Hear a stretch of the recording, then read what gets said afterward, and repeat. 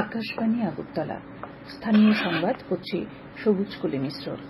রাজ্যের দক্ষিণ জেলার মুহুরী নদীর জল কিছুটা কমলেও আজ সকাল পর্যন্ত বিপদসীমার উপরে রয়েছে বলে জানায় জেলা বিপর্যয় মোকাবিলা কর্তৃপক্ষ। রাতে বেশি বৃষ্টি না হওয়ায় শান্তিরবাজার মহকুমার বেশ কিছু মানুষ বাড়ি ফিরে যেতে পারলেও আজ সকাল পর্যন্ত বিলোনিয়া মহকুমার ৯৮ পরিবার ও সাবরুম মহকুমার ৮৫ পরিবারের লোকজন শিবিরে রয়েছে। গতকাল সন্ধ্যার পর মুহুরী, লাউগাং ও ফেনীতে জল বেড়ে যাওয়ার কারণে দক্ষিণ জেলায় নতুন করে আরও আশ্রয় শিবির খুলতে হয়েছে। বিলোনিয়া মহকুমার রাতে নতুন করে ৬টি এবং সাবরুমে আরও ৪টি আশ্রয় শিবির খোলা হয়েছে। শান্তিরবাজার মহকুমার শান্তিরবাজার পুর পরিষদ এলাকা, কাঞ্চননগর, লক্ষ্মীছড়া, চরকবাই ও দেবদারু এলাকা থেকেও মানুষদের রাতে উদ্ধার করে নিয়ে আসেন বিপর্যয় মোকাবিলা বাহিনী।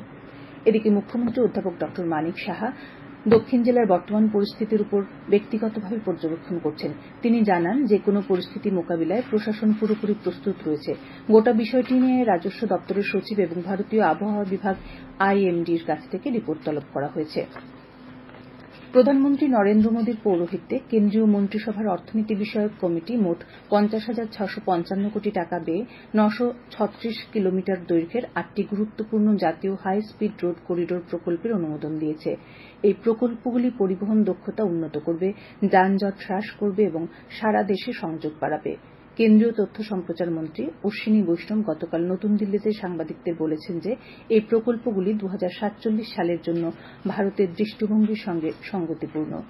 এই প্রকল্পগুলি রূপায়ণে প্রত্যক্ষ ও পরোক্ষভাবে প্রায় ৪,৪২ লক্ষ শ্রমদিবসের সৃষ্টি হবে। রাজ্যপাল ইন্দ্রসেনা রেড্ডি নাল্লু দিল্লিতে রাষ্ট্রপতি ভবনে অনুষ্ঠিত রাষ্ট্রপতি সম্মেলনে অংশ নিয়েছেন। গতকাল থেকে শুরু হওয়া দুদিনের সম্মেলনে পৌরোহিত্য করছেন রাষ্ট্রপতি দ্রৌপদী মুর্মু।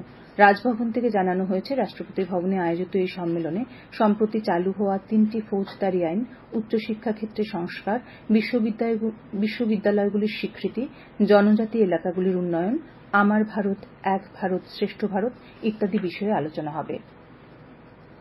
বিদ্যুৎমন্ত্রী রতনলাল নাথ গতকাল পশ্চিম ত্রিপুরা জেলা পরিষদের ৬ নম্বর আসনে বিজেপি প্রার্থী নিয়তি ভৌমিকের সমর্থনে প্রচারে অংশ নেন।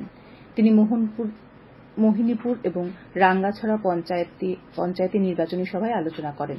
ভাষণে শ্রী নাথ গ্রামীণ মানুষের আর্থসামাজিক উন্নয়নের জন্য বিজেপি প্রার্থীদের ভোট দিতে আবেদন করেন।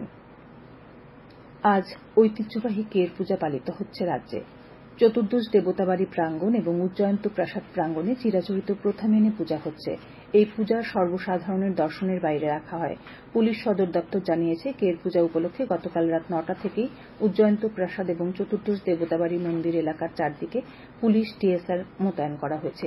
আগামীকাল ভোর ৫টা পর্যন্ত এই ঘেরাও এর মধ্যে কেউ আসা যাওয়া করতে পারবেন না। ত্রিপুরা মধ্যশিক্ষা পর্ষদের সচিব জানিয়েছেন, মাধ্যমিক এবং উচ্চ মাধ্যমিকের বছর বাঁচাও পরীক্ষা আগামী ৬ আগস্ট পর্যন্ত চলবে। গত ২৯ জুলাই থেকে শুরু হয়েছে এই পরীক্ষা।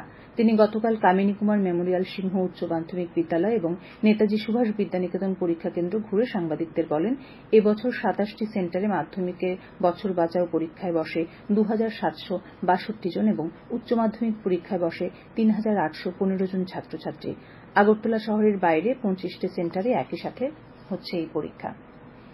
বিদ্যাজ্যোতি স্কুলে ফি মুকুব, এইডস নিয়ে সচেতনতামূলক শিবির সহ ৬ দফা দাবিতে গতকাল পশ্চিম জেলা শিক্ষা আধিকারিকের কাছে ডেপুটেশন দিয়েছে SFI। ডেপুটেশনে প্রতিনিধি দলে ছিলেন সংগঠনের সদর বিভাগীয় কমিটির সভাপতি সারং আচার্য, সম্পাদক সৃজন দেব সহ অন্যরা। BSF গতকাল আখাউড়া সীমান্তে ১০ জন বাংলাদেশিকে আটক করেছেন। BSF এর জনসংযোগ আধিকারিক জানান, আখাউড়া সীমান্তের কাছে শানমুড়া দিয়ে ১০ জন বাংলাদেশি নাগরিক বেআইনিভাবে রাজ্যে প্রবেশ করেছিল। সবাইকে আটক করা হয়েছে। প্যারিস অলিম্পিকের ৮ম দিনে ভারতীয় পুরুষ হকি দল গ্রুপের শেষ ম্যাচে ৩-২ গোলে অস্ট্রেলিয়াকে পরাজিত করেছে।